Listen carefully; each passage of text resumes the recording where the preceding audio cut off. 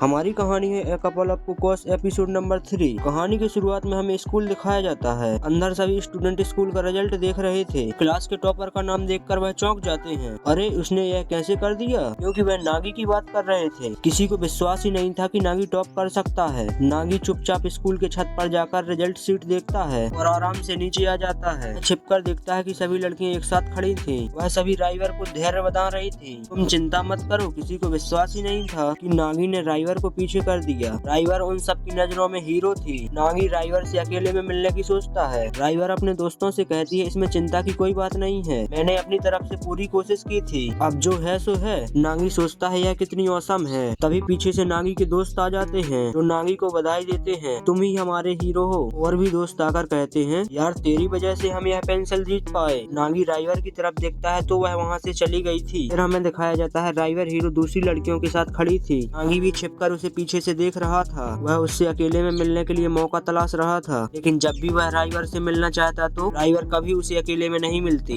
लड़कियां ड्राइवर को गिफ्ट देती हैं। ड्राइवर का सभी मिलकर हौसला बढ़ाते हैं। नागी उदास होकर लॉकर के पास खड़ा था कि अब मैं ड्राइवर से कब मिल पाऊंगा। और वह अपनी लॉकर खोलता है तो उसके अंदर से एक लेटर बाहर गिरता है जो ड्राइवर ने लिखा था। नागी उसे पढ़ता है। उसमें लिखा था, स्कूल खत्म होते ही तुम मुझे टेरेस पर आकर मिलो। नागी बहुत खुश होकर दौड़कर ऊपर पहुंच जाता है। ड्राइवर कहती है, अरे वाह, इस बार तो तुम बहुत जल्दी आ गए। नागी ड्राइवर के पास पहुंच जाता है। सॉरी, तुम्हारा लेटर मुझे जस्ट अभी मिला। ड्राइवर उसे बधाई देती है, तुम फर्स्ट आए, मुझे बहुत खुशी हुई। तुमने सबके सामने मुझे चैलेंज किया और तुमने वह कर दिखाया। नागी यह सुनकर सपनों में खो जाता है। कुछ देर बाद ड्राइवर पूछती है, तो तुम बताओ कि तुम्हारे लिए फर्स्ट आना इतना जरूरी क्यों था। नागी बहुत हिम्मत करते हुए कहता है, याद है तुमने उस दिन क्या कहा था, तुम्हें वह पसंद है जो तुमसे ज्यादा स्मार्ट हो, इसीलिए मैं क्लास में फर्स्ट आना चाहता था। मुझे तुम बहुत पसंद हो, प्लीज तुम मेरे साथ डेट पर चलो। ड्राइवर मन ही मन बहुत खुश होती है। कुछ देर बाद कहती है, तुम मुझसे ज्यादा नंबर लाई इसलिए तुम इंटेलिजेंट तो हो।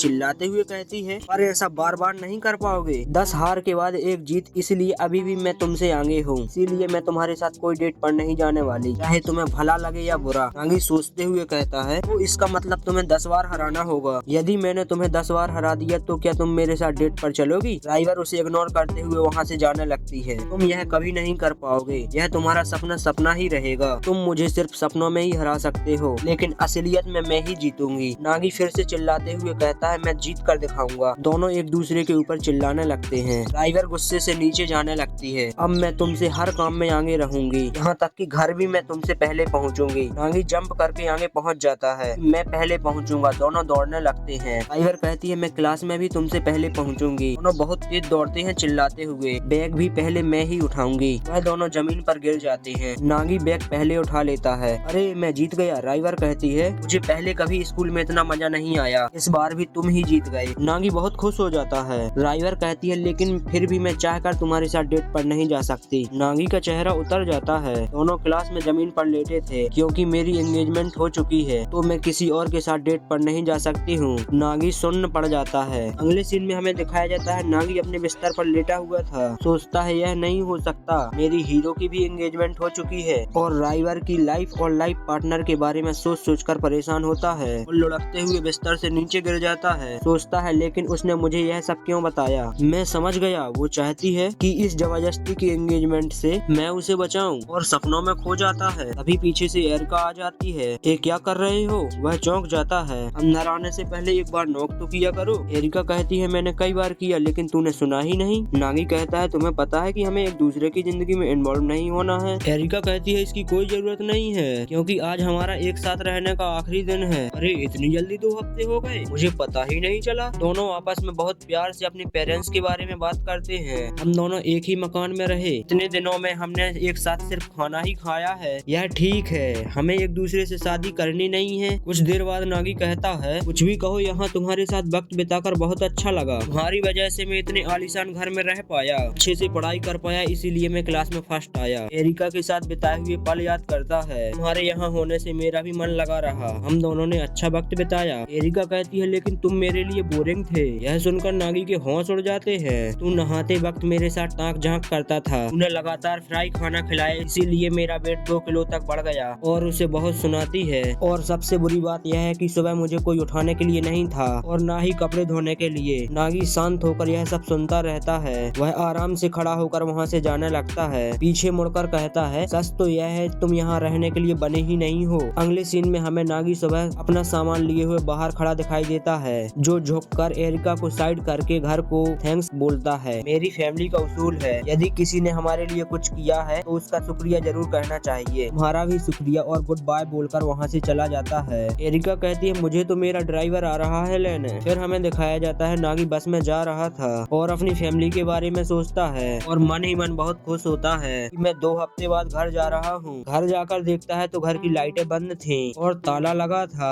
वह हैरान होकर मॉम के पास कॉल करता है, आप सब लोग कहाँ पर हैं? मॉम बताती है कि हम लोग दूसरी जगह घूमने गए हैं, हमें पता नहीं था कि तुम आने वाले हो, इसीलिए ताला लगा है। और जिस रूम में हम रह रहे हैं यहाँ पर बिल्कुल भी जगह नहीं है, तो तुम वापस वहीं चले जाओ। और नागी वापस एरिका के पास पहुँच जाता है। वह गेट खोलकर अंदर चला जाता है। अंदर जाकर देखता है तो एरिका खाना खा रही थी। एरिका उसकी तरफ देखकर चिल्लाने लगती है, तुम यहाँ क्या कर रहे हो? नागी उसे आराम से सारी बात बताता है। एरिका कहती है, इसका मतलब यह है कि तू यहाँ कभी भी मुझे उठाकर चला आएगा? यह घर मेरा है, तेरा नहीं। नागी कहता है, हकीकत में वो मेरे डैड हैं, तेरे नहीं। ऐसे तू घर जाने वाली थी, यहाँ क्या कर रही है? मैं कुछ दिन अकेले में रहना चाहती हूँ और अपना काम स्वयं करना चाहती हूँ, इसीलिए मैं ट्राई कर रही थी और मैं यह सब कर पाती हूँ या नहीं। नागी उसकी तारीफ करता है और आराम से चाय पीने लगता है। धीरे से कहता है, मैं बचपन से इंडिपेंडेंट रहा हूँ, तो यदि तुम्हें कुछ टिप्स चाहिए तो मैं दे सकता हूँ। फिर हमें दिखाया जाता है नागी की छोटी बहन सांची, जो मॉम से पूछती है, मॉम भाई अब हमारे साथ क्यों नहीं रह सकता? मॉम उसे समझाती है, वह अब हमारे साथ इतने छोटे घर में कैसे रहेगा और अब वह बड़े घर में कंफर्टेबल के साथ रह रहा है, वो भी एरिका के साथ। डैड कहते हैं, क्या हुआ, तुम उसे मिस कर रही हो? सांची कहती है, बिल्कुल भी नहीं, बस मैं तो उसके बारे में सोच रही थी। सांची टॉयलेट में जाकर नहाने लगती है। दूसरी जगह नागी एरिका से बोलता है, सांची कुछ मेरा सामान देने यहाँ आ रही है। एरिका घबरा जाती है, अरे अब मैं क्या करूँगी? मैं उसके सामने कैसे जाऊंगी और क्या बात करूंगी? मुझे अपना रूम भी साफ करना होगा, उसी में 2 घंटे लग जाएंगे। मैं उसे गिफ्ट में क्या दूंगी? नागी कहता है, ओवर एक्टिंग बंद करो, कोई प्रधानमंत्री नहीं आ रहा है। हाँ मुझे पता है, लेकिन वह मेरे लिए प्रधानमंत्री ही है, मेरी सगी बहन है वो, समझे, हमारा खून का रिश्ता है। नागी कहता है, रुक, पहली बात वह तेरी बहन नहीं मेरी बहन है, हम दोनों बचपन से साथ साथ रहे हैं और इतनी टेंशन मत लो, वह बहुत शांत है, वह लोगों के साथ बहुत जल्दी घुल मिल जाती है और बहुत जल्द दोस्ती कर लेती है। एरिका कहती है, क्या वह मुझसे भी जल्दी दोस्ती कर लेगी? चलो यह अच्छा है। तभी गेट से आवाज आती है, लगता है वह आ गई। नागी बाहर आकर देखता है तो सांची एक जगह बैठी थी। अरे सांची तुम आ गई? सांची कहती है, यह रहा तुम्हारा सामान, बड़ी मुश्किल से ला पाई हूँ। नागी उसे दरवाजा खोलकर अंदर आने के लिए बोलता है। वह अंदर आकर उसे थैंक्स कहती है। नागी सांची को एरिका से इंट्रोड्यूस कराता है, यह है तुम्हारी बड़ी बहन एरिका माना। एरिका बहुत खुश हो जाती है, तुमसे मिलकर अच्छा लगा। दोनों एक दूसरे को घूरने लगती हैं। कहता है, सांची चलो मेरे साथ, मैं तुम्हें अपना कमरा दिखा देता हूँ। दोनों वहाँ से चले जाते हैं। तब एरिका की जान में जान आती है। सांची कहती है, यह घर है या 5 स्टार होटल? इतना बड़ा है, और देखती रह जाती है। नागी पूछता है, तुम एरिका को क्यों घूर रही थी? सांची कहती है, क्योंकि वह फोटो से ज्यादा रियल में क्यूट लगती है, इसीलिए मैं उसे देखती रह गई। दोनों आपस में बहुत बातें करते हैं। नागी कहता है, सांची क्यों ना हम तीनों मिलकर डिनर बनाएं? तीनों मिलकर किचन में पहुंच जाते हैं और चिकन फ्राई बनाने की तैयारी करते हैं। एरिका सब्जी काटने लगती है, सांची मीट तैयार करती है। नागी उसे सब्जी काटने का तरीका बताता है। दोनों खाना बनाने में बहुत गड़बड़ करती हैं। नागी कहता है, तुम दोनों को बताने से अच्छा मैं खुद यह सब कर लूं। वह दोनों बैठ जाती हैं। नागी डिश बनाकर उनके सामने रख देता है। वह दोनों डिश को खाने लगती हैं। नागी कहता है, सांची तुम तो कह रही थी कि मुझे तला खाना नहीं खाना। अरे इतने टेस्टी खाने को कौन मना कर सकता है? एरिका भी बहुत तारीफ करती है। फिर नागी भी अपने टॉप उठाकर खाने लगता है। खाना खाते खाते उन दोनों के लिए सपने सोचता है और सपनों में खो जाता है। तुम दोनों को खाने का तरीका भी एक जैसा है, तुम बिल्कुल एक जैसी हो। दोनों नागी को डांट लगाती हैं। मैं गरीबी में पली बड़ी और यह अमीरी में, हम दोनों एक जैसे कैसे हो सकते हैं? और दोनों शांत हो जाती हैं। दोनों आराम से उठकर वहाँ से चली जाती हैं। एरिका के कमरे में सांची एरिका की ड्रेस ट्राई करती है। एरिका कहती है, अरे वाह तुम कितनी क्यूट लग रही हो। सांची कहती है, थैंक्स, पर मुझे थोड़ा अजीब लग रहा है क्योंकि मुझे नागी के पुराने कपड़े पहनने की आदत है। और वह अपने आप को शीशे में देखकर बहुत खुश हो जाती है। एरिका कहती है, आज तुम इसे पहनो, मैं अपनी छोटी बहन से मिलकर बहुत खुश हूँ। दोनों एक दूसरे से बहुत बातें करते हैं। दोनों फिर से नागी के पास पहुँच जाते हैं। एरिका कहती है, ये देखो। नागी उसे देखकर हैरान हो जाता है, अरे यह इतनी सुंदर कैसे हो गई? सांची उसके पास जाकर एक जोर की लात मारती है, वह नीचे गिर जाता है। यह देखकर एरिका हंसने लगती है। नागी का पूरा मुंह सूज गया था। वह उन दोनों की तस्वीर निकालने लगता है। अगले सीन में सांची मॉम डैड के पास पहुँच गई थी। मॉम को बताती है एरिका और भाई से मिलने गई थी। ओम कहती है तुमको वहाँ जाने के लिए किसने परमिशन दी? वह कहती है अब मुझे परमिशन नहीं चाहिए, अब मैं छोटी सी बच्ची थोड़ी ना हूँ। अगले सीन में हमें सुबह एरिका ऊपर से नीचे आती हुई दिखाई देती है। वह नागी को देखकर चौंक जाती है। अरे तुम्हें क्या हुआ? नागी सोफे पर लेटा था सिकड़ा हुआ। एरिका उसे उठाकर बोलती है चल उठ और स्कूल जा। नागी तैयार होकर स्कूल जाने लगता है। एरिका ऊपर छत से उसे बाय बोलती है। नागी पीछे मुड़कर देखता है और सोचता है कि दाल में कुछ काला है और स्कूल जाने लगता है। और रास्ते में जाते जाते उस दिन एरिका के साथ बिताए हुए पल याद करता है। दिन के बाद आज मैं पहली बार स्कूल जा रहा हूँ। पता नहीं मैं राइवर हीरो का सामना कैसे करूँगा। वो चाहती है कि मैं उसे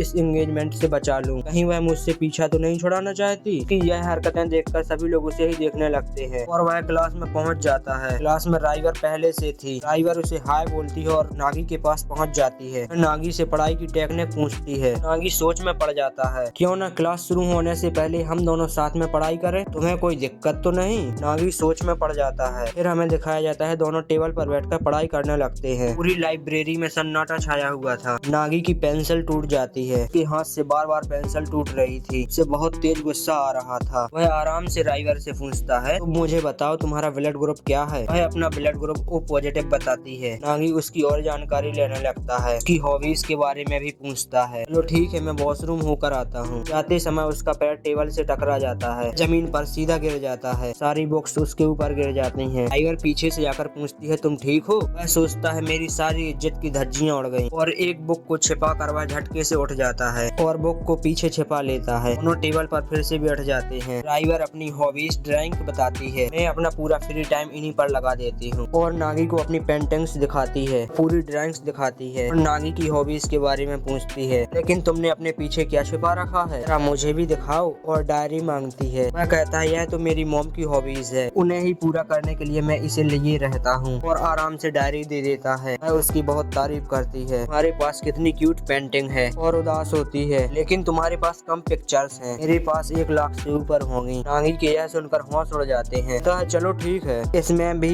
मैं तुम्हें 1 साल के अंदर पीछे छोड़ दूंगा। राइवर नागी को चढ़ाने लगती है और ताने मारने लगती है। नागी आराम से सर नीचे झुका लेता है। तब तक क्लास का टाइम हो जाता है। नागी बैग टांग कर जाने लगता है। पीछे से राइवर कहती है तुम बहुत ही कूल हो। नागी उसकी तरफ देखने लगता है। वह कहती है क्या तुम हर सुबह मेरे साथ लाइब्रेरी में पढ़ना चाहोगे? नागी शर्माते हुए हाँ बोल देता है। नागी क्लास में बैठकर राइवर के लिए सपने सोचने लगता है। इसी में तो एक दिन हम दोनों की शादी हो जाएगी। तभी टीचर क्लास में आ जाते हैं। तो सब अपनी अपनी जगह बैठ जाओ। टीचर कहते हैं आज मैं आप सबको एक नए स्टूडेंट से मिलाता हूँ। लड़के बोलते हैं पक्का कोई लड़की होगी। अभी क्लास के अंदर एक सुंदर लड़की आ रही थी। वह सामने आकर खड़ी हो जाती है। Nice to meet you. वह लड़की कोई और नहीं एरिका अमानो थी। वह अपना इंट्रो देती है। यह सुनकर नागी के होश उड़ जाते हैं। वह चिल्लाने लगता है। सभी लोग आपस में बातें करने लगते हैं। वाओ इतनी क्यूट लड़की वो भी हमारी क्लास में। एरिका कहती है आप सबके साथ पढ़कर मजा आएगा। नागी की बोलती बंद हो जाती है और यहीं पर हमारा पार्ट खत्म होता है। आगे क्या होगा? अब नागी क्या करेगा? वह दोनों लड़कियों को कैसे हैंडल करेगा? आगे की कहानी जानने के लिए हमारे चैनल को सब्सक्राइब करें। कमेंट बॉक्स में नेक्स्ट पार्ट कमेंट करें। नेक्स्ट पार्ट जल्द ही आ जाएगा। जब तक के लिए wish you all the best.